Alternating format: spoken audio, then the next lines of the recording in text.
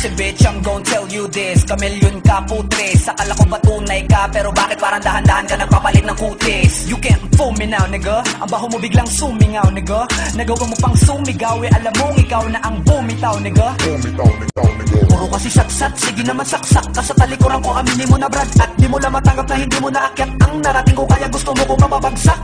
Tanginan ko, kala mo papayag ako, gago. Sang-ayon na sana ako, kaso nalaman kong gagawin mo lang akong bata mo. Ulul, fuck you. Tapos alam mo, bastos kay, magaling ka lang naman manghusgay. Lakas mo pang tumaya kahit wala kang pamustay. Diba? Diba? O diba baliw ka? Oo, literal na baliw ka. Di ka na ba nagtataka kung bakit di kami nalapit sa'yo, kasi putang ina baliw ka. I'm na beast mode now, ang galit puno na no reload pow. Pabibo ba itong si Iho? Sige sambahin nyo kasi matalino daw.